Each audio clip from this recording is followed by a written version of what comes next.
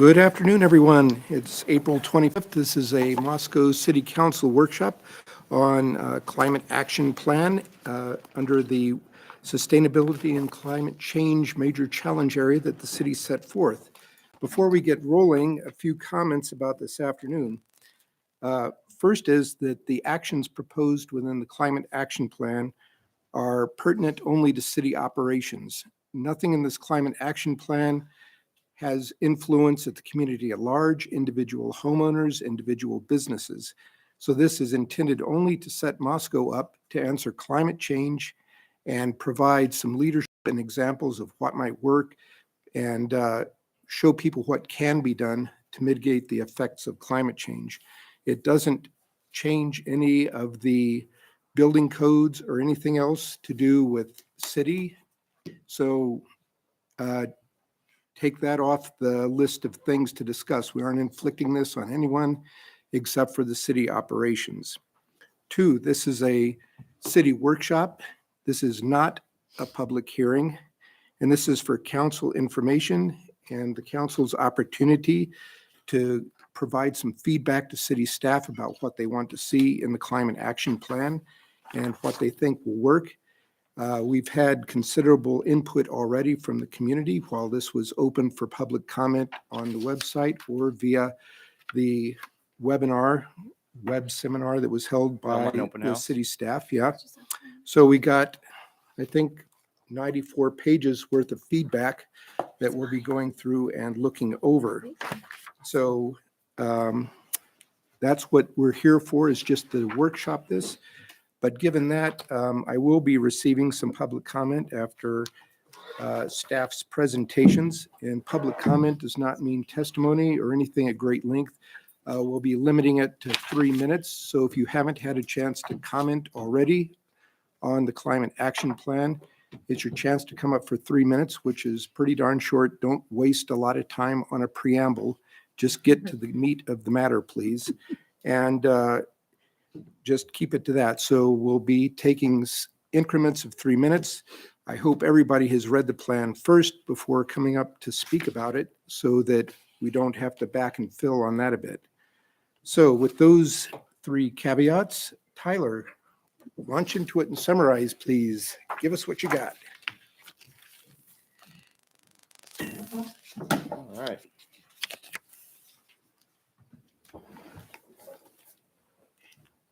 Coming back up. There we go.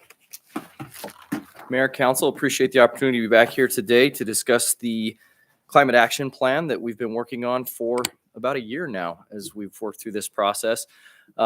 As Mayor Betke mentioned, this is a climate action plan that was drafted for the city of Moscow. I'm Tyler Palmer, Deputy City Supervisor, and I'll be joined today by staff Kyle Still, who's the manager of our Environmental Services Department, and with Kelly Cooper, who Kelly works on sustainability and climate initiatives for the city of Moscow and our public education piece. And Kelly is largely responsible for the drafting of the plan that has been before the council and the community now. A quick review of climate action history in the city of Moscow, just for the sake of getting context for where we're at. The city of Moscow, from what we can tell, was the first governmental entity in the state of Idaho to set a specific greenhouse gas reduction goal. That was a 20% goal of 2008 levels, and we achieved that goal in 2020. On the heels of achieving that goal in February of 2020, the council included climate change as a major challenge area, as Mayor Betke mentioned. In doing so, that is the mechanism by which the council directs staff on the critical issues that they want us to be addressing. At a subsequent workshop in April of 2021, the council directed staff to begin work on a climate action plan. And so we started the drafting process of a climate action plan, looking into examples from around the country and world for climate action plans, looking at the resources, getting a good inventory of what we have as far as production within the community and within the city. So in September of 2021, the council instructed staff to use the International Council for Local Environmental Initiatives, more commonly known as ICLEI, the city's Race to Zero campaign as a basis for our goal. And within that goal, we can also accomplish the Sierra Club's RF100 program goals. At the council's direction, the plan includes goals and actions for the city, specifically for city operations. as well as an overarching and aspirational goal for the community. As Mayor Betsky mentioned, the actions that are on the community, within the community goals of the plan, are programs and projects that we put into place to try and encourage action. There's not mandatory components within that for the community component of the plan. And so we have a city goal that includes an interim goal for city operations, and then we have an overall community goal. We held a formal public comment period from February 23rd to March 26th of this year. On March 9th, during that public comment period, we hosted an online open house at which we explained the components of the plan and fielded questions. All questions that were submitted during the live portion of that online open house, we responded to live on the air, and that is available on the city's website and the city's YouTube page for anybody who would like to view it on the climate action page. And then throughout the public comment period, we fielded questions from people over the phone, largely email, and the document that you have before you today is a compilation of all of the questions that we received through that process. And in an effort to really make sure, one of the things that has been loud and clear from the council is that there was a desire that this truly be a community process. So we wanted to make sure that we're really hearing the voices of the community. And so we have taken the time to respond to each and every question that has come before us, whether live during the online open house or in the document you have before you. We've responded to every single one of them. So you'll see a staff draft response within there. So at this point now, our goal for this evening is to provide you with an update on that public process, to provide you with a summary of the changes that have come about as a result of that public process, and then to receive direction from the council on how you'd like to see us proceed. One of the things that I want to touch on really just quickly before I have Kelly and Kyle come up and talk a little bit more about this is, as we look at the goals and the actions that are within the city's plan, one of the things that's become abundantly clear as we've worked toward these is that it's not just conservation in an ecological and environmental sense, but it's also by and large fiscally conservative as we approach these things. And I'd like to just give a couple recent examples. Our City Hall Yscape was something that we really wanted to do for quite a while. We had the corner of City Hall, which was our first phase of the Yscape. It was the southwest corner as the City Hall property. It was a very visible corner. It was also happened to be a corner that was hard to keep grass alive on because of the way it was oriented, because of the city sign that was there. And so we did a City Hall Yscape, obviously with the goal to show what a Yscape that could. The primary goal is to conserve water. That's what we're out to do with the Yscape, is conserve water. And it does that. 75% less water use than efficiently watered turf. This was a really great opportunity for us to do a very accurate comparison. We put in an independent water meter. We tracked all the inputs. We tracked every man hour that went into this. We tracked every bit of fertilizer that went into this. We tracked all the equipment that we had to use, because it was a real opportunity for us to do a real world apples to apples comparison. And so these numbers are for that first phase of the City Hall Yscape, for the 1,430 square foot corner of that City Hall Yscape. In the end, there was also an 80% reduction in carbon emissions associated with the maintenance of that landscape. And so those were the environmental impacts that were really great for us to see, and we're very encouraged by those things. And also, obviously, some ancillary benefits like pollinator habitat. But in addition to that first phase, the installation cost was $7,000. So that was the upfront cost the city $7,000 for that first phase installation. Our annual savings calculates out to $1,448. And so that includes labor, that includes materials, that includes all of the maintenance inputs. So fertilizer that you're not putting on grass, mowers that aren't visiting the site, trimmers, but it also, all things accounted for, we come out $1,448 in the green on that. And our return on investment is 58 months. I anticipate it's already been out there for more than 58 months. And I think the City Hall will probably be here for a lot longer. And so it ends up being a very sound financial decision for the city to make. The other quick example I'll give is that you've heard a little bit about before is our hybrid police vehicles. So the hybrid police vehicles, we've seen a 60% reduction in fuel use, which equates out to about 360 gallons per vehicle per year for the hybrid police cruisers. That calculates out to about 3.16 metric tons of CO2 that each vehicle is saving each year. But again, the financial impacts are very beneficial to the city as well. The initial cost to upgrade to the hybrid model is about $3,800. That's what it costs us up front. That's the cost difference. Our life cycle fuel savings on the vehicle, we keep these vehicles for 7 years. Our life cycle fuel savings alone equates out to $10,483 at today's fuel prices. Our EVOC savings, EVOC is the vehicle, the emergency vehicle training that the police go through. The EVOC savings is an additional $826 for those vehicles. And so our return on investment, and this doesn't take into account the maintenance savings, which we are starting to get good data on. We do see maintenance savings with these vehicles, fewer brake changes. And the tires, right? Brakes and tires. Brakes and tires are the big ones. So our return on investment on these vehicles is 19 months. We recoup that and then we keep them for 7 years. And so that's just money in the city's pocket. And so as we go through this, you'll see that there are a lot of these initiatives that may involve some upfront investment, but end up being long-term financially sound decisions for the city. So with that, I'm going to turn the time over to Kelly and have her run through where we've gone since we last talked to you about this.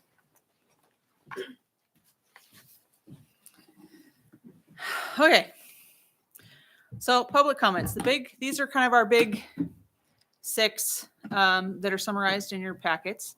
So the biggest one, of course, is cost. How much is it going to cost the city? How much is it going to cost the individual homeowners and that sort of thing? The real big thing here is that none of the initiatives in the plan are designed to cost anything extra to the individual citizen. The idea is that we'll take these ideas that are presented in the plan, we'll develop specific projects and programs that fit within each action, and then we can run it through the city's budget process. So it would just be a matter of prioritizing it in the budget rather than it being an added cost. We did receive several that just requested we not do anything on climate action. They don't see it as a problem, or they just don't see that we should be addressing it. Natural gas is the other really big one that came out. So there was a lot of thought that this would be a mandated thing from the city, that we were taking natural gas away, and that is not the case at all. The plan is designed to help us reduce the use of natural gas through conservation means or an energy efficiency means, rather than taking it away as an option. Equity is I threw this in here as a separate one on the slide, mostly because it is a really important thing to think about. It came up the most with cost.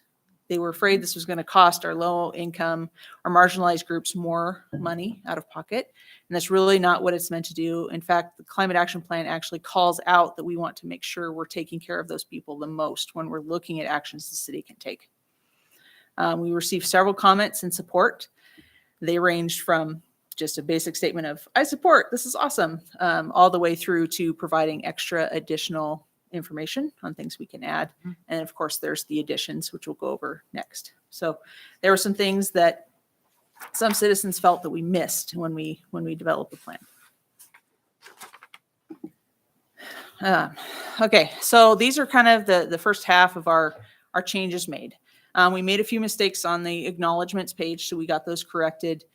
Throughout, we had some minor edits for clarification. This is adding some definitions, changes to the color schemes on some of the graphs just to make them more clear and those sorts of things. And then strategy for building efficiency. So we added an action item to improve building envelope. This is something we included under the city operations, but we did not include originally under the community actions. But there's a lot of savings you can achieve in building efficiency through looking at building envelopes. So we added a section under strategy building efficiency for the community actions. We also added some clarification on energy efficiency best practices, just because there was a little confusion on there. And then we, of course, added some references. The community, largely the city's role within the plan, as you see, is just connecting people with resources, acting as a venue to connect people with resources for those types of things, should they choose to engage with those for their property. And so helping people have the city become that support system and that place that disseminates the information to help people that want to take these steps. Correct. And then this distributed renewable energy. So the big thing here was just to actually add a definition for what community solar is and what that could look like for the city. So there's no, it's it's such in its infancy right now that there was a lot of work that would need to go into that to really hone that out and see what it would look like for Moscow. These programs range in types and styles all the way across the board. So that's something we would really have to figure out what would make sense for Moscow. And then we looked at vehicle miles traveled. So we added zoning code changes as a possible avenue to reduce vehicle trips. This is really just kind of working toward that 15-minute neighborhood concept that you see in structure for EV adoption. Again, this is something we can look at as just getting rid of roadblocks that might exist for those things for individuals or for contractors or for developers to consider when they're planning their own projects. Water and wastewater. The biggest thing we did here is we actually took it from the community section. It already existed under community operations, and the city owns and operates all of the water and wastewater infrastructure in the city. So it didn't make sense to have it in both places. So we removed it from community section to eliminate that redundancy, and we moved that water conservation piece into the new adaptation section, which we'll talk about here in a minute. With adaptation, this is where when we talked last time, we talked about the 3 different types of plans where we can look at just mitigating, so just reducing carbon out of our emissions. We looked at kind of balancing that equation, and then we looked at the resiliency out of the initial draft of the plan. So this is where we kind of add back in. We're looking at making our community ready for the actual impacts of climate change. So we added a section in here for adaptation. So we chose challenges rather than strategies for this. So we get through 5 of those impacts that we'll see, like increased flooding and those sorts of things, and added some actions that we can take in order to address each of those. And then we added monitoring and reporting. So with this, we'll do updates every other year, just like we have traditionally, and report that out to the public via our website and other means. And then added a conclusion, so kind of just wrapped everything up and summarized everything. So I think that's it. Questions?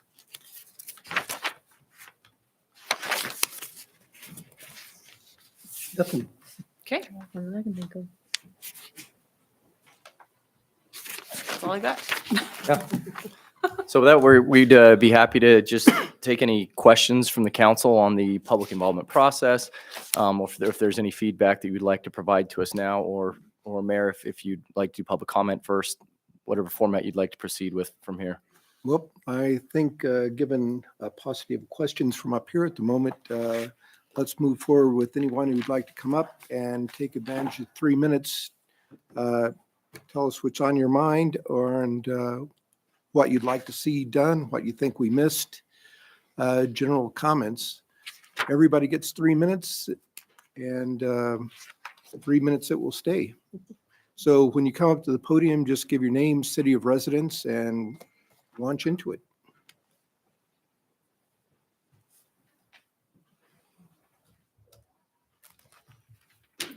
We know who you are, but you got to say it for the record. I'll get started. Papasky here from Moscow. I do want to thank staff for putting this plan together. It's pretty amazing, and not council for directing them to do so. If you look at the plan, there's tremendous amount of work that's gone into it, from assessing where the greenhouse gas pollution is coming from, to proposing and implementing solutions, to assessing the effectiveness of solutions. And it's all laborious and an ongoing process. And I'm very happy to see that the staff is treating this very much as an ongoing process. The overall strategy of the plan, encouraging the replacement of fossil fuel electric generation with clean, sustainable electrical generation.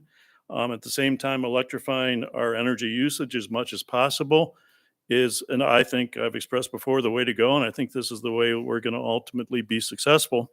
Looking at the plan, actually, I looked at the plan on the website today, and it didn't have these changes. But I think this still follows. It's a very general plan at this point. And I think that's probably the way it's designed to be, quite general. And as the saying goes, the devil is in the details. And so I think that our success ultimately will depend on the details we provide as we go on. In terms of community emissions, education is mentioned often, and it's very important. And also, I see incentives mentioned maybe a little bit less. And I feel like incentives will be very important in our success. If just another example that the city of Moscow did wonderfully with was the toilet rebate program, and I actually used it myself. I replaced a 5-gallon toilet with a 1.3-gallon toilet, and I got a rebate on that. And you think about the amount of water saved. Each flush is saving 3.7 gallons. I mean, wow. And it's been very successful. Let me tell you, I've been looking at the real estate, the houses on the internet the last 6 months or so. And every time I look at the pictures of the bathroom and I look to see, have they replaced the 5-gallon? And 90% of the time they have, I swear. It's really been effective, I think. So yeah, rebate, not necessarily monetary rebates. I mean, we can have other incentives. Like mentioned, I know there are probably a lot of people that would invest in an electric vehicle to have a better chance of getting a downtown parking space. So, we can have incentives that are not necessarily monetary based that I think would be effective also. Again, thanks everybody for their efforts. I think we've got a recipe for success here. So, Thank you, Al.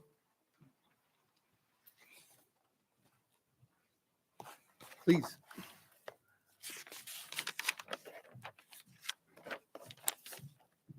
I'm Matt Cantrell. Y'all hear me okay? Yeah. So I'm just going to talk about just the form of the plan itself. I think you guys have done a phenomenal job. Things are clear. You're going good directions. You're including the community. I think that's all great. Just two specifics. On the first page, most people who look at this who are not so sure they're into this or not, on the first page, they'll see gloom and doom. Accurate gloom and doom, but gloom and doom. On the second page, they'll see gloom and doom. For quite a number of pages, I looked pretty quickly this time, so I may have missed something, but I didn't see anything positive until 10 pages in. So the first page needs to have something, maybe even like some of those comments you made. I believe it was that you made, Kaylee, about the savings that'll have already been made by going these approaches. It shows people this can be done, and it can save people. Let people who may not have the money to be able to do some of these things know that they're not going to be pushed, and that there are going to be ways for them to contribute to this, all in the first paragraph. And then the second thing, there's no conclusion to the report. There should be a paragraph conclusion. And that's it. I think it's great, though. Yeah. Thank you, Matt. Yeah.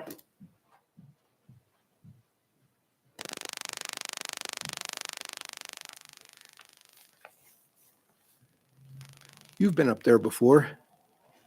Yeah. It's a daily. Hello, my name is Ian Schlater. I'm from Moscow. Yeah, and my name's Nicole. I'm a senior at MHS. I'm a junior at Moscow High School. Go Bears. Yes. We are representatives of Climate Justice League, a youth climate group in Moscow, Idaho, that is focused on climate action through public policy and also advocacy. First off, we'd like to thank the dedication and hard work of Kelly Cooper, Tyler Palmer, and the Climate Action Working Group, the rest of Climate Justice League, and the numerous individuals who have made the Climate Action Plan come to fruition. Ian and I are here to share the 100 plus signatures that we collected at Moscow High School over the course of just a few days. From a student body of roughly 700 students, and disregarding the many people who we weren't able to talk to due to our limited time frame of 3 days, we can see that a substantial part of our student body has shown support for the city's climate action plan. We still have a long ways to go, but we think it's important to remind the council that the youth are listening, the youth are willing to take initiative in local climate action, and we are more than willing to participate in publicity, implementation, and in advocacy efforts to get community buy-in for the climate action plan. So yeah, thank you. That was quick. Thank you very much. Appreciate the input. Yay.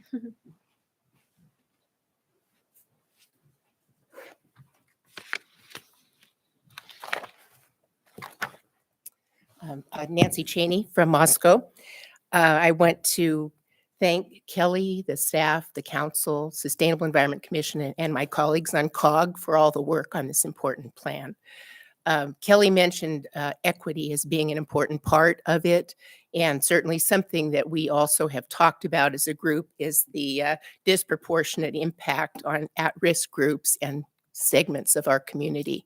So as we're looking at potential for flooding or risk of wildfire smoke impacting vulnerable members of our community, or looking at the impacts on renters who might be displaced as opposed to property owners with insurance and other assistance in relocation. Certainly having that conversation about equity and including that aspect of it is important too.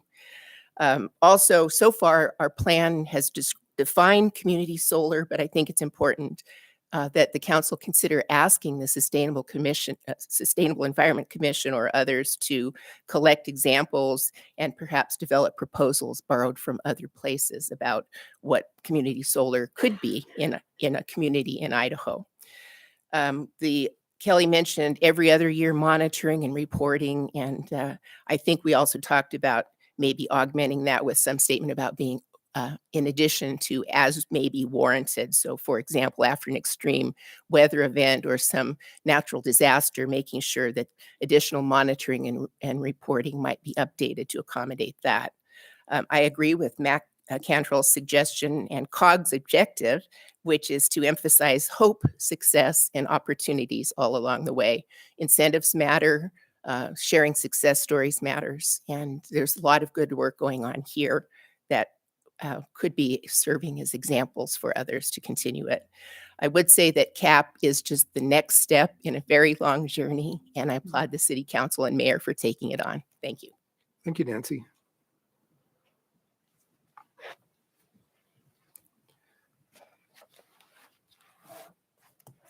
Others, go ahead and use your elbows if you need to get up to the podium.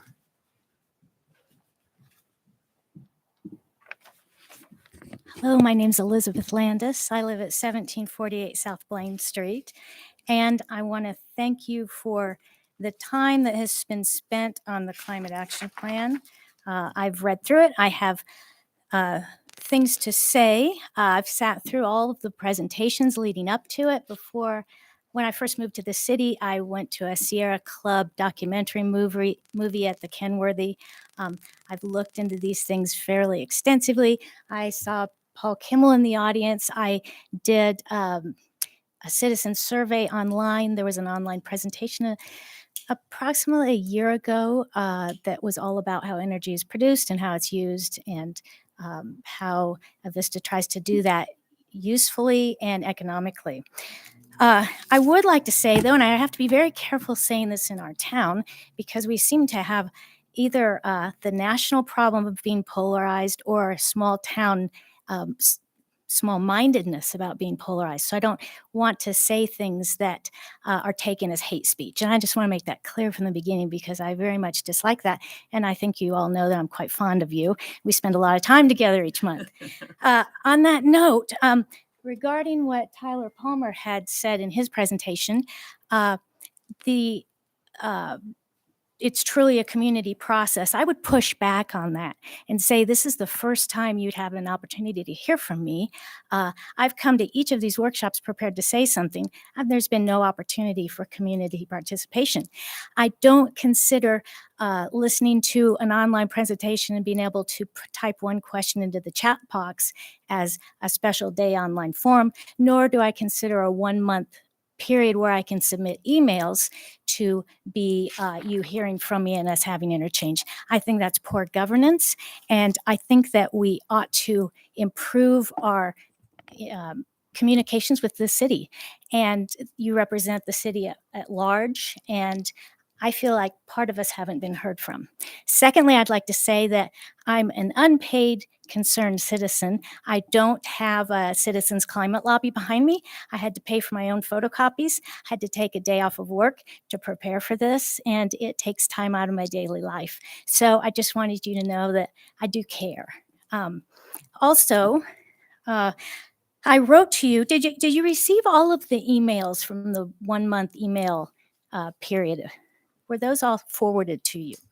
Yeah, all of those are included in the document that the council has. So all of those are in there. Perfect. Then I won't go over the one that I wrote, but I will say that as I was looking through a 2018 city survey, I found that there was a question at the end, and this is the 2018 citizen survey. At the question at the end, the single most important issue for you. What do you feel would be the single most important issue facing the city of Moscow over the next several years? Out of the 177 respondents that I totaled up, 5 said climate change, and that totals to a whopping 2.8%. Again, I'm not sure you're hearing from the community. However, 27 did say affordable housing, and that totals to 15%. Actually, yes, 15%. The other thing I'd like to say is the elephant in the room. After the city council meeting Monday night, Earthly Awards were given out, and then almost everybody left who was interested in environment, except my friend Victoria, who's faithful and stays doggedly till the end of things. But the presentation directly after the climate action plan was the snow update. And in the paper even, it was climate action plan and then more snow expected across the region today. Our snowfall is extremely high for this year. And I just thought it was ironic that we're pitting climate change, which is about global warming, with we don't want any more snow. Oh, it was hard to plow. Oh, it takes so much energy. Oh, and so I just wanted to point that out. I don't know if anyone else noticed that or thought it was odd, but I thought it was the elephant Time's in the room. running down, Elizabeth. I'm sorry. Time's running down. Okay, so the last thing I have for you, I could go on with some topics here, but I will give you each a study just because I'm not convinced at all that you've looked at the other side of the issue. So I have a couple studies for you. Actually, you could hand those out at the end if you want to keep going. I prefer to do it now, make sure you get them. Thank you. Let you pass these down. Yeah, we can help divide and conquer. This can be your staff. Okay, perfect. Thank you. Thank you.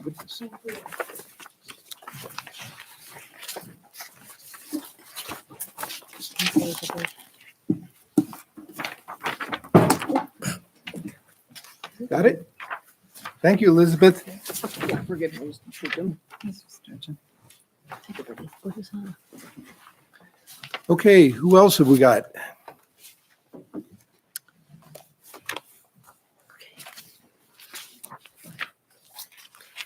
Mr. Mayor, City Council members, everyone that's here.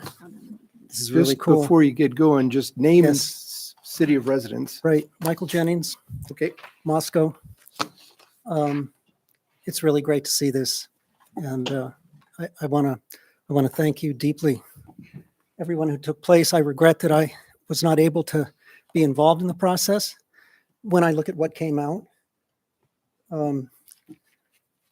it's off to a great start, and I'm sure that it'll change as it goes. It'll morph as things need to, but this is a basis to get going, and it's really great.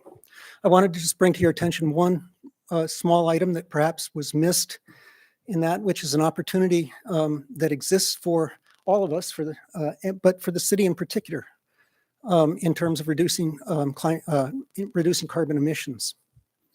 And I should add, really, just on top of this, that I work with climate data a lot. I've worked with climate models for years. I understand the issue on a global basis very well, very, very well. So I have some basis in this. I think one of the small things that might have been missed is that there's a wonderful opportunity in our town, and that's the Biodiesel Research Center at the University of Idaho. For 10 years, I've run my VW Jetta on their biodiesel. It works. So, and I bring it up because they are willing and open to providing fuel to the city. I've talked with some of the city council, some of the city members, anyway, employees, about it in the past, but it hasn't quite engaged. And the concept here, some of the issues are, well, it could void the warranty on the engines. It's not true. I've run that to ground. Anyway, there are other reasons why, it's just not going to work. You can mix the biodiesel with any amount of regular diesel at any time of year, depending on needs or whatever it is. And you're cutting out 78% of CO2 tailpipe emissions per gallon, 78% lower CO2 emissions. So you drop in a few gallons, you're cutting that out now.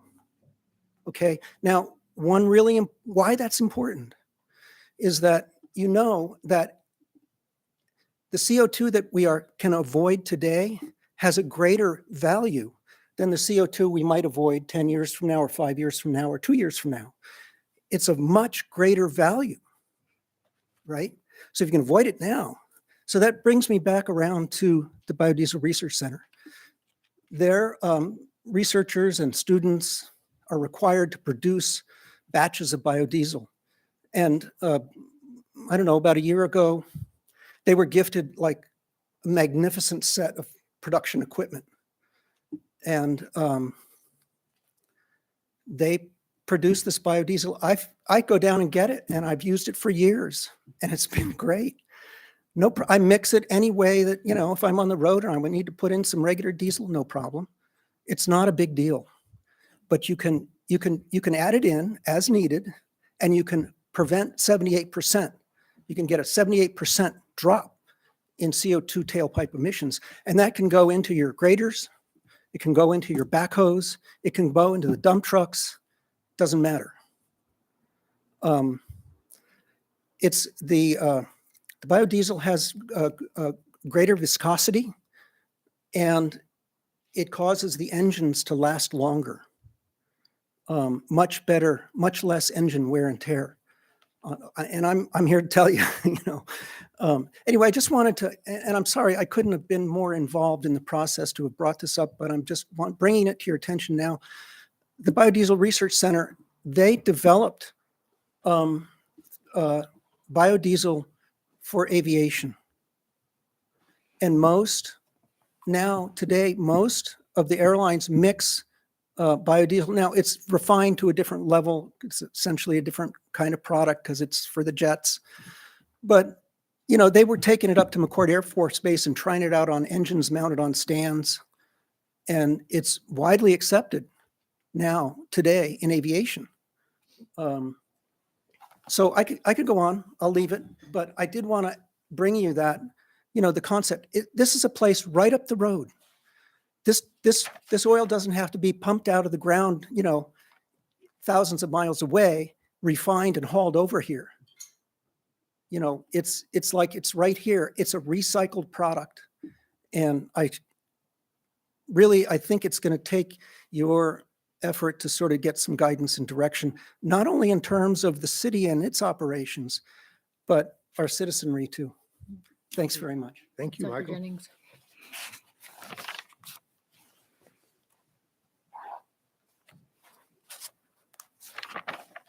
Who else?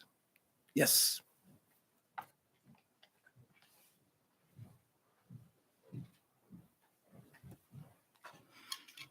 Afternoon, Mayor and Council. Paul Kimmel, Regional Manager with Avista. My office is in Pullman, but I live in Viola, which is a suburb of Moscow.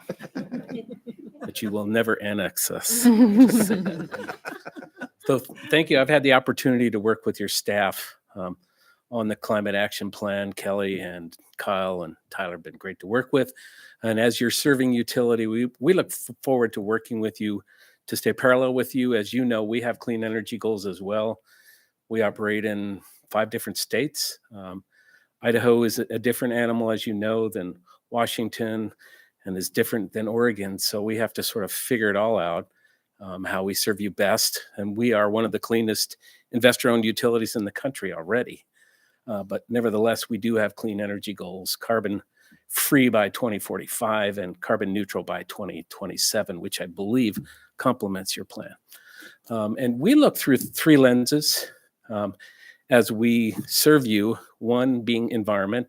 We want the cleanest, the lowest emissions generation that we can possibly provide you with. We want a reliable energy source, so when you flip the switch, it actually comes on, which we think is important, and we're required to serve you reliably. But equally as important as those other two lenses is the affordability. And we are very mindful. I shared with some of you in the past, many of our customers are Alice, and energy burden is a real thing. And so as we approach this clean energy future, we are as equally mindful about costs. And we're learning a lot in the state of Washington. They've adopted a Clean Energy Transition Act.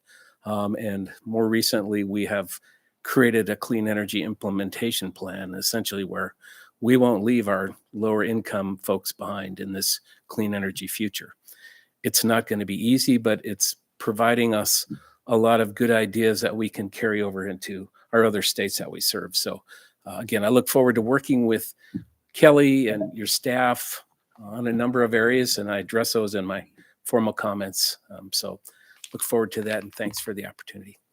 Thank you. Mr. Thanks, Mayor, Paul. am I able to ask Paul a question? Oh, sure. And it may even be for staff. So I noticed one of the goals that we had talked about was converting more of our city lights over to LED lights. And I did have the question, it came up when I was knocking on doors on the campaign trail, was concerns about light pollution and things like that. And so I don't know, does Avista have, or does the city have concrete information about pros and cons to, of course, the energy conservation side of the LED conversation, but also what could be an unintended consequence with light pollution? I can hit on from the staff side, and then certainly welcome any comments or thoughts Paul has. Vista was actually really great to work with initially with the transition over to the LED bulbs in our residential areas. We had a desire for a lower intensity light, and actually worked closely with Vista, and they came up with an alternative for us for our residential areas. Oh, cool. That was a lower intensity light that really helped with that. And so that was a really good collaborative process that we worked through with them from that perspective. And so the light is, it's a different, it looks differently than the old sodium hypochlorite. They do look differently. One of the things that we found is with the LEDs, it's actually a more compressed light halo. And so we get less light, especially it helps us stay in keeping with our dark sky ordinance. Cool. So those are just thoughts that I've got on that. Agree with Tyler. Works for me. Thank There you. you go. No, it's good. We still have some conversions to do. And again, we want to be really careful. It's a very different technology, the lighting, that people are used to that warm, high pressure sodium, which is kind of a warm orange glow. And so some of the coloring in the LED street lighting was a big change. And, if you do them in the dead of winter with a lot of snow on ground, it can Vivid. really light things up. Quite So vivid, we're yeah. very, very sensitive to that as well as Awesome. making sure that they shine where they need to shine, not in someone's bedroom window. Excellent. Thank you. Good. Thanks, Paul. Okay, thank you. Thanks, Paul. Please.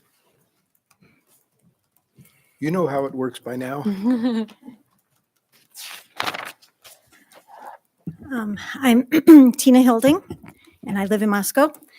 And I wanted to thank everyone who has worked on this. I want to thank the council for all your support, and for the city staff, and for Kelly, who's done so much. There's been a lot of volunteers that have put in a lot of time. Al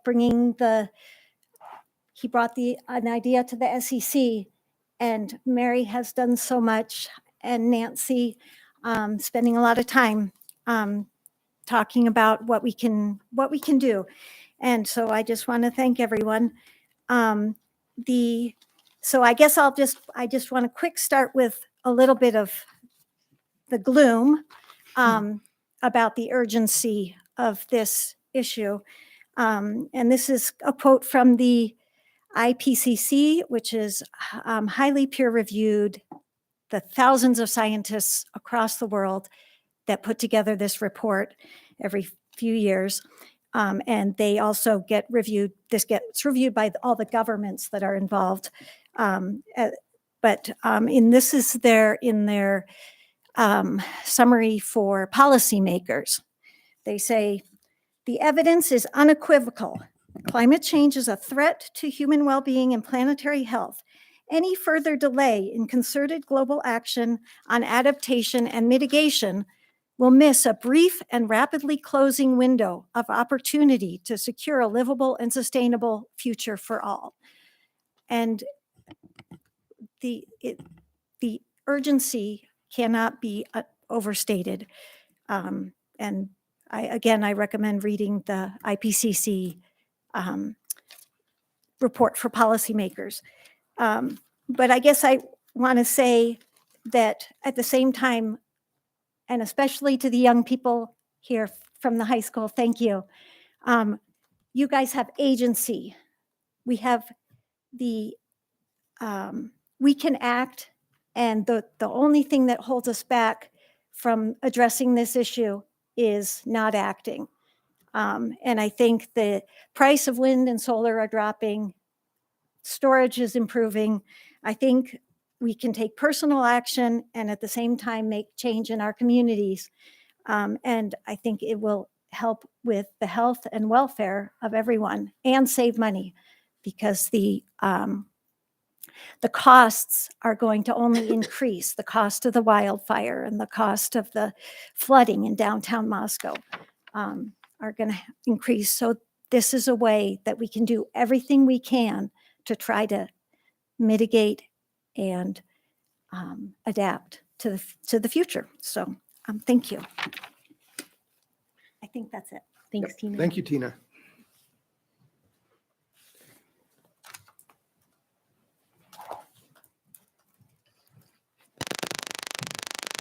Yeah, I'm Vaughn Walden. I'm from Moscow.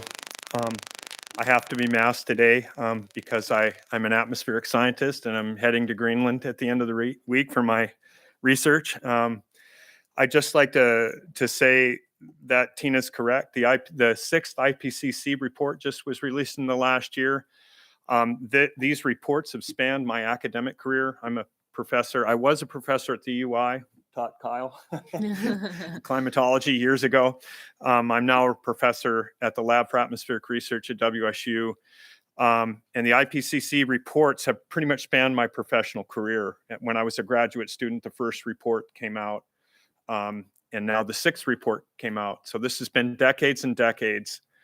The early climate models predicted where we're heading, and the climate has obliged us and has followed those early projections from the late 80s and early 90s very, very well. I just like to make sure that you understand the difference between weather and climate. Climate is long-term, and weather are episodes that occur. And we are expecting more extreme weather. That's what the climate models show. We might see greater periods of rain and greater drought. But one of the predictions is extremes and our ability to deal with those extremes. So it is urgent. The agency part comes into it. The one thing that I wanted to just tag on about this is that the cost of renewables has decreased way faster than everybody expected. So they are at or below the cost of fossil fuels now. And so I would encourage you and the city, as you go forward, implementing your plan, to keep accurate track of how the cost of these other forms of energy are decreasing rapidly. Because my professional opinion is that acting now to begin to look at alternative fuels for our community is going to way pay off in the future. So it's really a matter of economics. Let's do the right thing for our community. That's cost effective now. That sets the stage for the future.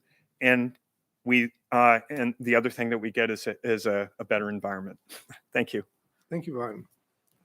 Mr. Mayor, one thing Vaughn said had reminded me of a question I had for staff, because there's a note in the draft report that I'm working from, so I'm now suddenly paranoid that maybe it's it has been changed since then. But on page 16, it talks about the electric consumption by the like the electrified city fleet is accounted for under the buildings and facilities sector. And so I guess my question is that just based on what the tools we have available to us right now? Is there a reason to look at further parsing the electric consumption and breaking it out from the buildings and facilities to try and get a better feel for what the electric fleet is consuming? I'll give a first part of that answer and let Kelly deal with the Okay. specific plan piece. We've updated our alternate fuel transition plan annually because we've had to. The technology has evolved so quickly, and so we've had more things available than we've ever had before. We're in the process of getting a demo for an electric mower, which would just electric small mower would be amazing for us. That's a big energy consumer for us as a city. So we try to stay apprised. We had staff that attended the Clean Fleet Conference just last month. And so we really try and stay on top of emerging technologies. One of the challenges that we have, we want to be on the edge of these things, but we don't have the luxury of being on the bleeding edge. We're small enough and we're poor enough that we can't take a flyer on expensive equipment, but we do try and vet it out aggressively. And if it'll work for us, we try and implement those. And then I'll let Kelly deal with the actual plan portion of that question. Can you remind me where we're at? Yeah, you're good. Page 16, I've got on it's the like third-ish sentence. It says, electrical consumption by the city fleet is accounted for under the buildings and facilities sector. And so does that mean that, and I guess, well, I'll let you go first and then. Okay. So really that's just to let you know where the accounting took place, because we Okay. don't track the electricity that's used by a charging station separately than the building. They're Is not that- separately metered. So it's really, okay? it's just that That's we where it don't- lives. Yeah, That's just where the where it lives. And so is happens. it a technology? Yeah, It's really just a, What we have a a- separate metering gap. If we want, Okay. if we choose to, we can install like a sub meter. Okay. We need to sub meter those charging stations in order to track it separately. which I'm sure would mean a little more infrastructure to be able to do the thing. And so is that something that staff would want? I mean, is that something that we should be considering as far as like the additional, and I'm guessing, I mean, that comes next as far as like trying to achieve these goals, but being able to calculate side by side comparisons. I mean, is At some that point down the road, perhaps at this point, since we're transitioning away from internal combustion, we have the points of comparison to financially make the analysis because Gotcha. we have a really good history on what that's using. And we also know what the anticipated electricity costs are. And so we haven't had the value add a isn't there right justifiable now? need Okay, to really go to that step Awesome. at this point. cool. That works for me. Thank you. Appreciate it. Back to people. Yeah, I'm just a robot. Beep, boop, bop. Can I just make one more comment to Okay. that question as I calculate with my electric vehicle? You got to, One comment to that last question is Papasky, Moscow. I calculate with my electric vehicle, I spend 2 cents a mile for fuel, and with your general Subaru Outback or whatever, you're spending 17 cents a mile right now for fuel. So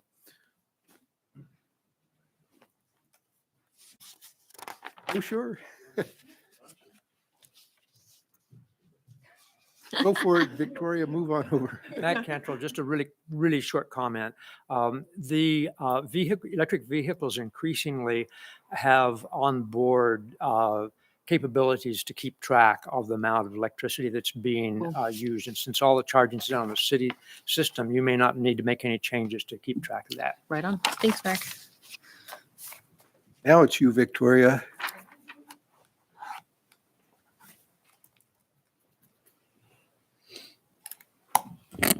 Victoria Seaver, Moscow. So I'll be very brief. You've got tons of information here that have been really good. I don't need to reiterate it. I will go on record saying climate change is real and it is imperative that we deal with it. When Scott Fidel was on Sustainable Environment Commission for many, many years, and we talked about these big issues, what did he always say? How do you eat an elephant? One bite at a time. That's what we got to do. That's what you're doing. Stress the wins, stress the positives, stress the cost savings. Nobody can argue with saving money. So stress that. And I've been watching climate change for decades and decades. So let's get on with it. Thank you. Thanks, Victoria.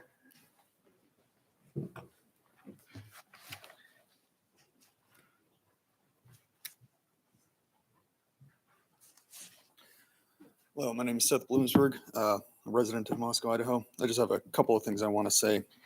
First, I'd start by saying that I think a lot of the debates about this sort of thing get muddled if we don't make proper distinctions. It's amazing in the discussions I've gotten in with people about global warming. It's amazing to me how often certain things get conflated. First of all, there's the question of whether global warming is true. Then there's the secondary question of, is there a scientific consensus on it? Then there's the question of, is it actually damaging to the environment? And is there a scientific consensus on it? Then there's the third question of, can we do anything about it? And then once the scientific consensus is on it. And I would just, I know I don't have time to go through a whole book, but there are a couple of books that I brought that I was hoping to bring to your attention. One is called Unstoppable Global Warming, Every 1500 Years. By Fred Singer and Dennis Avery, and then something else called A Disgrace to the Profession, the world scientists in their own words on Michael Mann, his hockey stick, and their damage to science. Michael Mann is the scientist who famously came up with the hockey stick graph that predicted that there would be catastrophic global warming, and it was going to kill us all. And basically, the book is literally hundreds of different climate scientists disputing that that's the case. In fact, it's not even a matter of he says one thing and we disagree with him. There are numerous scientists who've had interactions with him to the point where the kind of things that they say about him is that he is dishonest, he engages in bad science, he is a brazen fraud, and he is a crook who produces obvious drivel. One of the things I'm going to tag on, one of the things that Mrs. Landis said, that it doesn't seem like, regardless of whether you guys are convinced that global warming is something that needs to be addressed, it doesn't appear that the city of Moscow is the people want it really addressed. There may be a vocal minority, but it doesn't sound like it's something that we want our tax dollars sent towards. And a couple of people have brought up the issue of the IPCC reports, and I have a couple of quotes. First of all, from the 2007 IPCC report, it stated, "The long-term prediction of future climate states is not possible." And I would think if we're going to cite the IPCC reports about climate science, that's something that we should really take seriously. And one of the interesting theses that Singer and Avery talk about in their book here is that global warming, while it is happening, is caused by two different solar cycles. It's not caused by human production of CO2. In fact, the data shows that the increase in temperature is about an 800-year drag, or the increase in CO2 is about an 800-year drag behind the temperature change. So the temperature changes because of solar cycles, and the CO2 changes afterwards. So CO2 is the effect, not the cause. And some other interesting things that I found. In the 1995 IPCC report, there was a draft that was created by lots of scientists, but there was one editor by the name of Santer who was in charge of editing the document. Here are some of the sentences that he deleted from the original document. "None of the studies cited above has shown clear evidence that we can attribute the observed climate changes to the specific cause of increase in greenhouse gases." Here's the second one. "While some of the pattern-based study discussed here have claimed detection of a significant climate change, no study to date has positively attributed all or part of the climate change observed to man-made causes, nor has any study quantified the magnitude of greenhouse gas effect or aerosol effects in the observed data, an issue of primary relevance to policymakers." And I think here's one of the most interesting ones, that of the sentences that was deleted from the report for some reason, and nobody knows why, because, well, that's the way things go. This last one: "When will an anthropogenic effect on climate be identified? It is not surprising that the best answer to this question is we do not know." Now, obviously, it would take time to work through all of these books. I would just recommend them to you, and I would also just make the statement of, or at least consider, have you looked at the other side of this issue? And even if you all are convinced that it's an important issue, are the people convinced it's an important issue? If Mrs. Landis is correct, there's a very small percentage of Moscow, Idaho, who is even concerned that it's a real issue, and thus probably don't want their tax dollars sent towards this. And the last thing I would say is, if you guys want to have an open debate or an open discussion, I would love to. I mean, I'd volunteer myself to participate in a public debate about this issue. I've read up on it. And I think that's how we should actually work through issues. We don't, we don't just have small group discussions or, city council making decisions without having a public decision. I don't think that's how we should work things. I would love to have, and it doesn't have to be me, I would love to have a public debate with two people who are well informed on both sides about just discussing this issue. Is it even happening? Is it even harmful? And do we want our tax dollars sent towards it? And just one last example as far as the harm of global warming. One of the things that they point out in this book is that the medieval warming period, which is the last large warming period in human history, actually did a great deal to increase human flourishing. And for the details for that, you'll just have to read the book. So thank you. Thank you, Seth. Mr. Mayor, can I ask you a question? Me? Or you and staff? How about that? Okay, that's And I'm not questioning either side of this, but can you refresh my memory as to how we got to the agreement that climate change is an issue for us? And I'm looking at Tyler, but I can look at Bill too. I would like to. When that let was everybody formally know. adopted by the council, it was through the strategic planning process in April of 2020. And so that was, those are workshops that the council gets together, discusses items that they are hearing about that they want to see included in their goals. And so once that is added to that strategic plan as a major challenge area, then that is the process by which the council gives staff marching orders basically and informs us those are the things they want to work on. So then from there, staff will go and prepare options for the council for them to look at so that they can give us direction on what that looks like. The strategic planning, the major challenge areas identify the challenge. And then from there, we work on fleshing out what the council would like to see happen based on that challenge that's been identified. Okay. What role does the Sustainable Environment Commission play? The Sustainable Environment Commission is an advisory commission to the city council. Mhm. And so the Sustainable Environment Commission is as any commission is a commission that has a specific area that they look at. And it's obviously just made up of interested community members appointed by the mayor.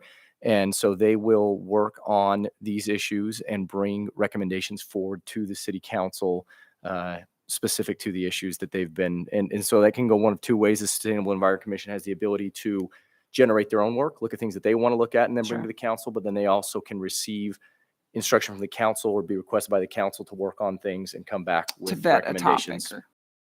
Okay, similar to planning and zoning and that sort of thing. Okay, I appreciate your clarification, Tyler. Thank you. And to that, I would add that not only are we looking at mitigation of climate change through reduction in CO2 and other techniques, but also as these approaches, techniques have become more efficient, they would be reducing the cost to the citizens and the taxpayers as we move forward through transitioning to more sustainable practices, equipment, and things like that, as Tyler pointed out at the beginning. So all of this does not necessarily need to cost citizens more.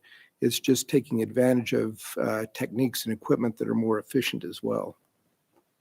I would also offer that I didn't realize in the that the first resolution addressing climate change from council was from 2007. And so there's been one in 2007, 2010, 2016, and 2018, all relating to greenhouse gas emissions and reductions and climate protection. And so in my mind, that means what that tells me, even though, it's only been a handful of years that I've started to watch more closely the day-to-day decisions of city council, that the people who are paying attention long before I started paying attention have been asking for this and responding to citizens who have been asking for it. And the last thing I'd say is when I was knocking on doors on the campaign trail, one thing, some of the most common things that I was hearing concerns about were about our aquifer, and like piggybacking off of that conversation ended up being a conversation about the ability for Moscow to keep existing, and that tying back to some of these bigger conversations, these elephants in the room, so to speak. So before we go on, anybody else want to take advantage?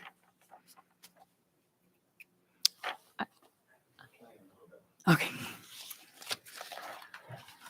We'll pass it. Actually hadn't planned on speaking today, but my name is Dan Schoenberg. I'm a local a business owner and just live outside of the city limits here in Moscow. Just doing a cursory review, not an in-depth review of the study and the information that's available at this time. And certainly within the comments that we've heard today and comments that we see related to this, there are opinions on either end of the reality of it or not the reality of it. But in the general presentation of the information, I'm going to make an assumption. The assumption is, from a financial perspective, it may make a lot of sense to do these things. And I would ask that we start to look at creating some financial projection information related to city budgets. What are the what are the short-term capital costs to ramp this up, and what are the savings to the budget? And I look at this from the standpoint of affordable housing. Yes. If we can decrease the city budgets and what we're collecting from taxpayers in the community, and renters pay taxes whether they think they do or not, then we have the ability to make housing more affordable within our community.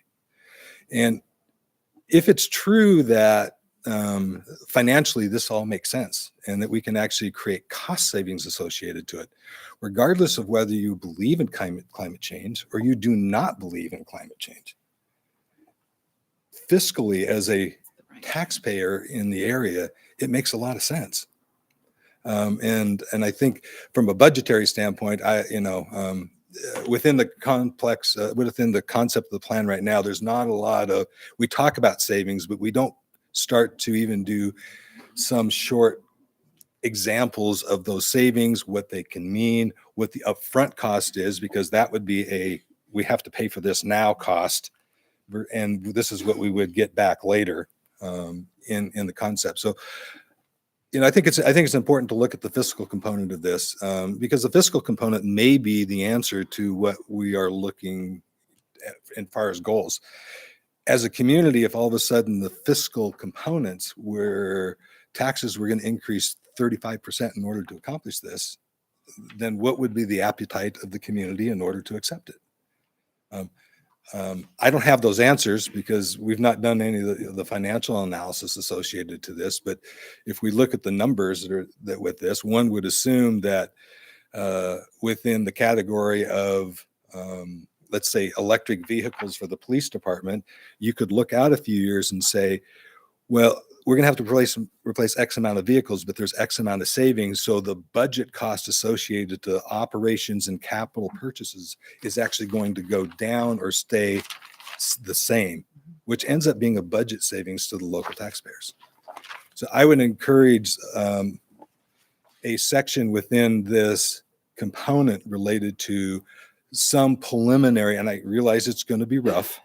It's always going to be rough in this case, but some preliminary aspect of financial analysis, much like you would do in projecting the building of a building before you actually even have architectural drawings for the building. It's a process you do in terms of rolling out goals and aspirations and looking at what you wish to do, and then those can be refined further down. But I do think by doing this, it could help in bringing two polar sides of conversation together from a fiscal perspective. And if it creates a positive fiscal aspect to the city and to the taxpayers, then I think it's highly beneficial for everyone. Thank you, Dan. Thanks, Dan. And I know that there are impact document, but there is some great merit in a table so that if somebody remembers one chunk from this thing, it's that. I think that's a good idea.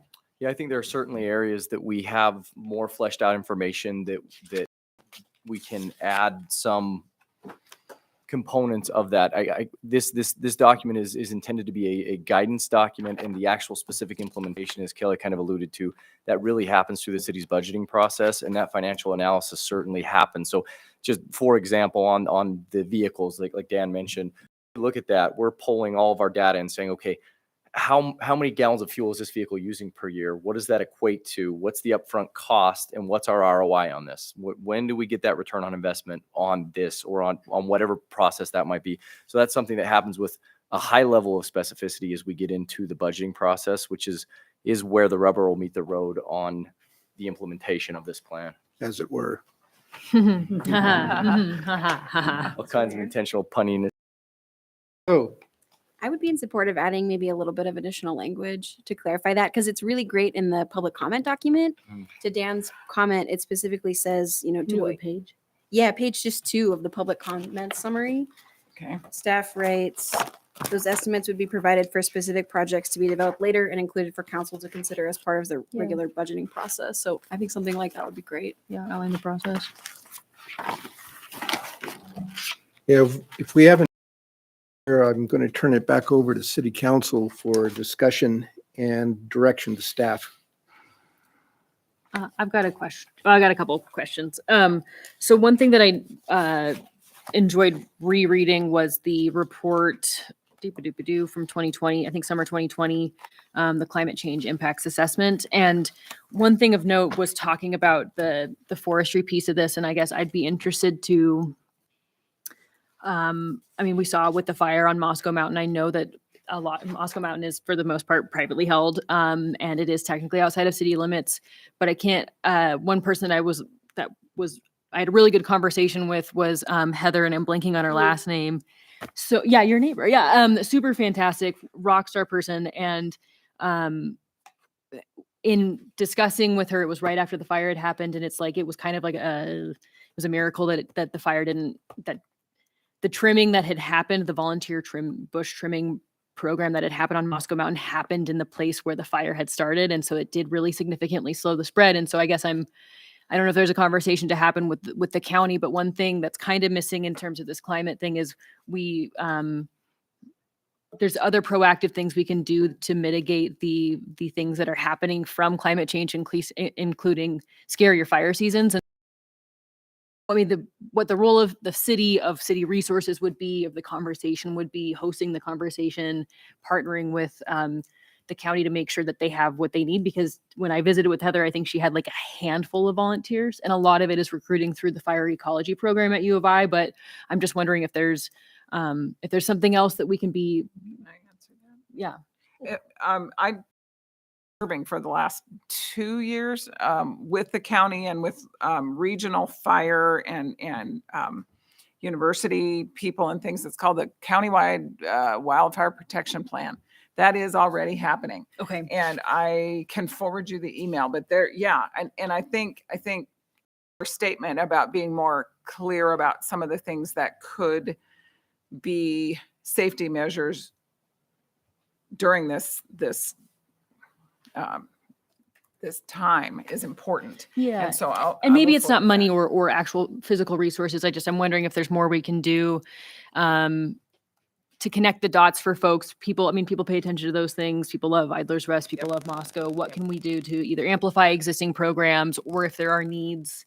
But the wildfire was one thing that I was noodling on and wanted to see what we were all feeling about it.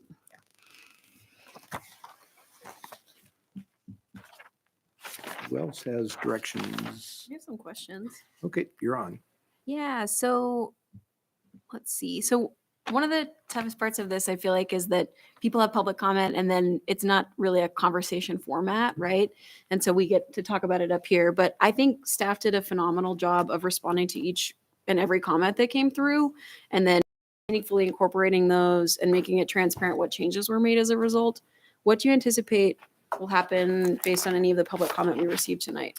So staff's proposed next steps and are going to be to finish editing and revising this document based on those comments that we received, based on whatever direction we received from the council this afternoon. And in the next 2 weeks, we hope to have the draft final document that we would disseminate. We'd post it on the city's website, so make it available for public consumption as well as back to the council. And then what we anticipate doing is put it on a council agenda in June for the council to consider in a formal council meeting. Thank you. And then I had 2 questions from the methodologies section. We have the original plan. So the first one, so in calculating under the community inventory sector types, we used everyone in the Moscow zip code. Was there no way to segment people out who lived outside of the city limits?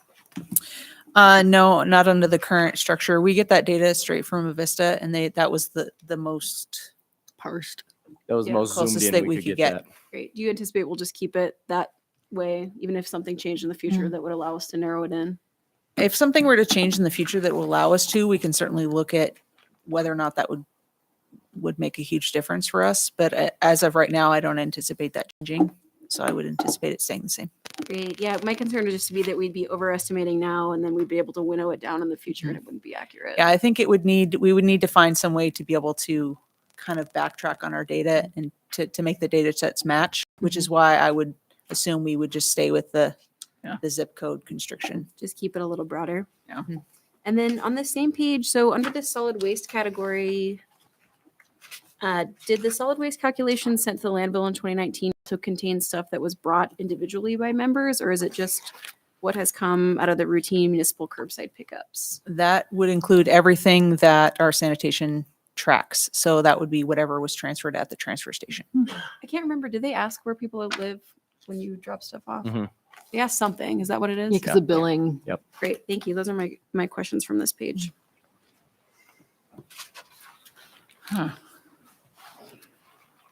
Other direction to staff other than what we've already discussed? I've got a question for you, Mr. Mayor. So the ICLEI outline and the converse in the resolution talks about with the race to zero.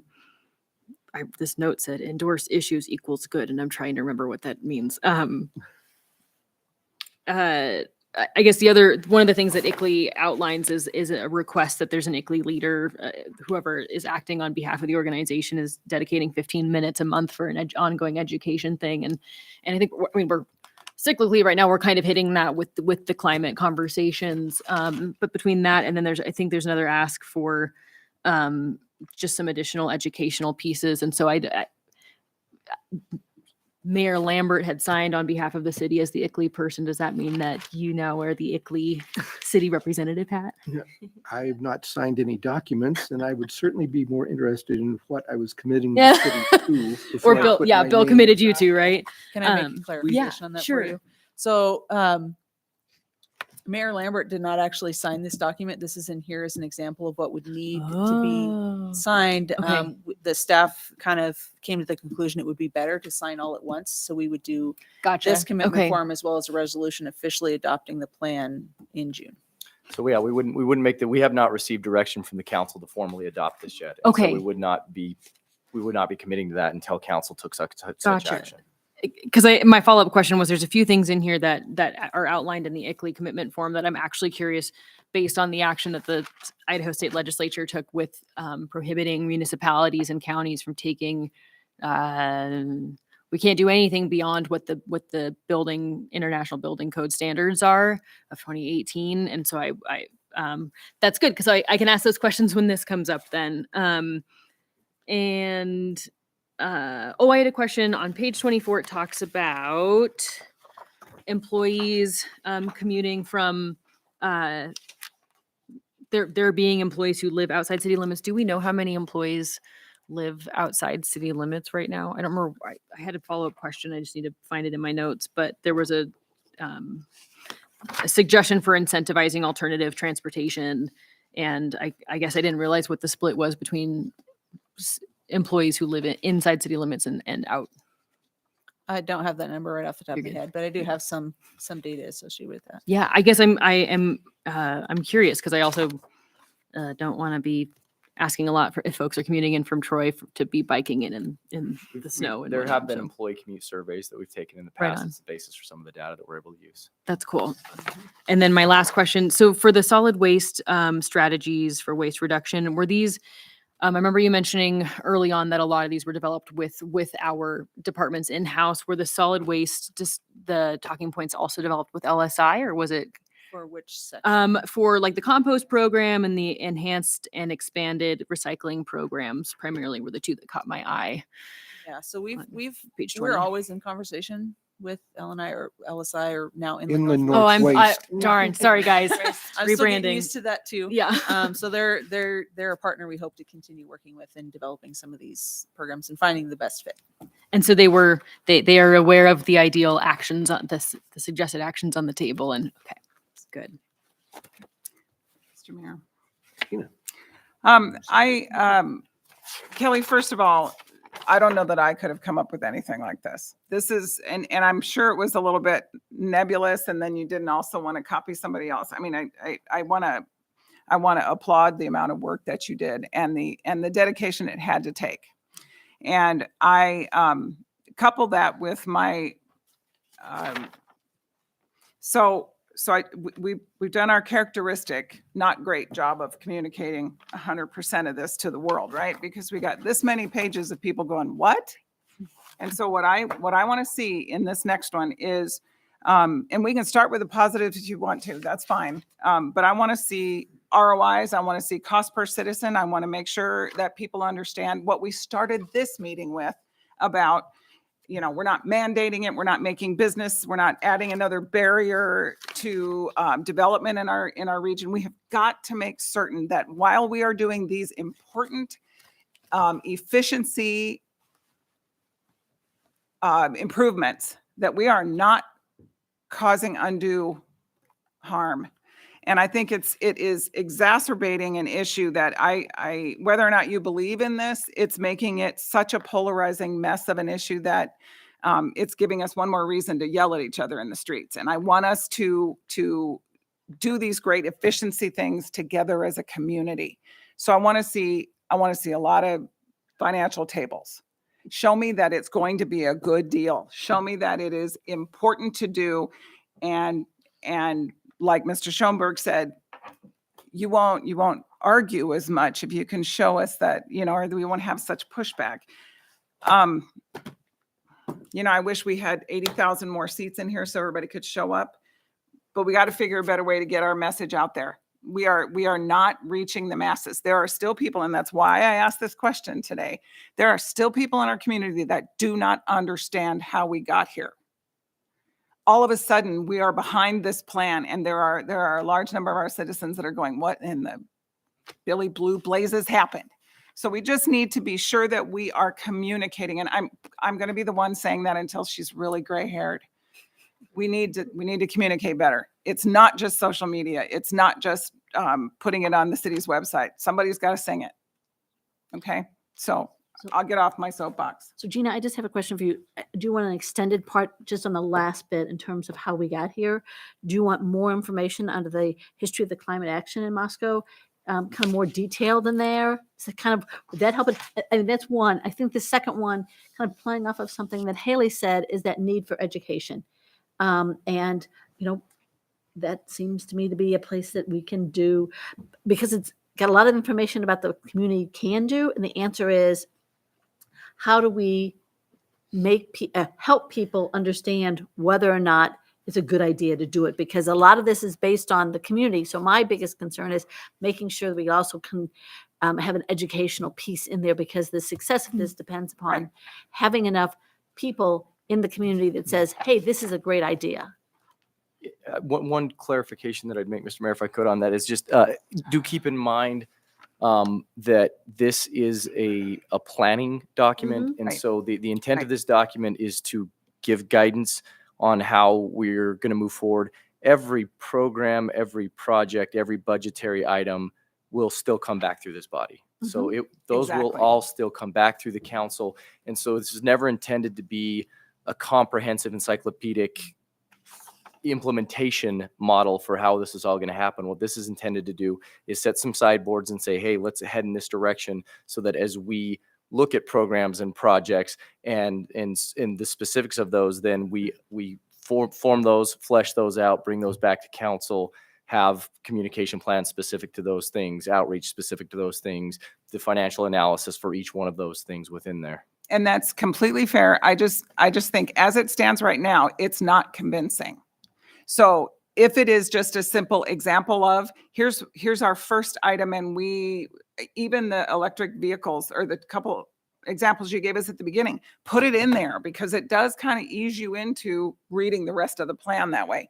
I agree with you that it all comes back through us. And maybe what you do is hit us all in the head and say, remember I told you I was going to show you the benefits? Here's another one. And here's another one. And so it becomes this piece of our brain that we hear regularly. That has to happen. And Maureen, your question about whether or not, no, I don't want to add a whole bunch more history to this beast. This was enough to read. But I kind of wonder if maybe it ought to be somewhere a little clearer on the environmental services part of the website or something, just so that it is out there. And I know we're going to end up repeating it again, but those questions have come up a lot for me in the last 6 months. And I had to ask Art. I didn't remember. So no, don't make it any longer. Just sell it to me a little better. And as for the education aspect that we're discussing here, education puts everybody in mind of sitting in a classroom in the back watching a dreadfully dull PowerPoint presentation or something. Education has to be done on a topic like this much more subtly in ways that actually reach people and get their attention rather than educating in a more formal fashion, because who's going to interrupt their Saturday afternoon out in the woods or something to come in here to sit down and learn about climate change and climate action plans? I think it's got to require a more original and different approach if we're going to be engaging in anything educational. Otherwise, it's not going to penetrate people's heads and it's not going to become a part of the way they think. So we're going to have to be more clever with that. There's outreach to describe what we're doing and why versus education to bring people into a more informed fold. And those are two different items that I don't think we should be admixing in the climate action plan that we're considering here. You're on. Wow, I raised my hand so long ago that I have 1,000 different thoughts in here. But mainly, I really do want to say that I as far as direction, I think we're absolutely headed in the right direction. I agree that we need a little more fiscal notes, maybe sooner in our documents than later, right? Those are great things. I remember when I saw your slide about the police cars, I'm like, oh yeah, I've seen this before and I really liked it then too. I'd kind of forgotten about it. So to have it in a packet, I think would be great, or things that we can share with folks. I think that's a really easy thing to not have to spend a lot of time on. I don't like to spend a lot of time on things if I'm not in this job, right? If it's other jobs and I'm flipping through trying to learn things, I don't want to spend a lot of time. That was fast. I love that. So I do. I think that's really important. Right. I also think it's important to remember that we've been working on this a long time. We're not going to do it day after tomorrow, right? 2007, I believe is what you said at your first time that you noticed it in there. I think we're taking great steps. I do believe the community is engaged. I've heard from many parts of different sects of the community on what they're interested in and what they aren't. I think there's good engagement. I think we can always communicate better. I hope we can get maybe a few more briefs in the paper. I think those things help. I get that from my mom's crowd a lot, right? They're not the Facebookers and they're really not the Instagrammers. And for instance, I'm going to throw my mom under the bus. She's like, I just looked something on the internet about how to grow potatoes. And it was a big moment for us. This was yesterday, right? Okay. And I love my mom and she's dang smart and does a lot of great things, but there's a whole crowd that doesn't look at that aspect. So maybe some briefs in the paper. For a crossword puzzle crowd that loves getting the daily news and holding it open and going through it. But let's just remember that this is a working document and we're working on it. And I think we're working in the right direction. And I agree that it's important and imperative to get on it quick. I don't believe that we can lollygag around. I don't think we have been. I think we've been heading at a really good pace and a good level. So my direction is let's keep up the same pace and the same level. And man, when we tell you to work on something, y'all get on it and work on it. I can't believe what you've done in a year, right? I mean, really, it's been amazing. So I really appreciate that. And let's just remember that, we're talking about climate change or just the environment. We're all living in it. We're all living in it together. So let's talk to each other and keep getting through it. And I appreciate the direction you're headed and looking forward to heading in more directions with you. One of the things I appreciate, I remember when it was a budget meeting, I think it was last year, when someone had said we should give $20,000 to this. And I was always so impressed when your response was, no, we do, somebody else coming in from the outside has to start from ground zero. We've been doing this. We've done thousands of hours on this, and that we don't want a booklet that's just going to sit on someone's shelf. We want an active one based on who we are and what our needs are here. So I appreciated the work that you did on just trying to put that together. And you've got some marching orders on things that people want. And so keep going.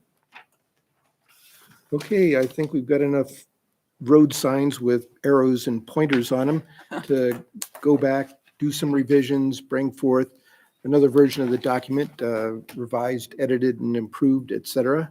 So any further comments from guys over on staff? Mr. Mayor. Mr. Mayor, I've got one last thing, if that's okay. One. Okay.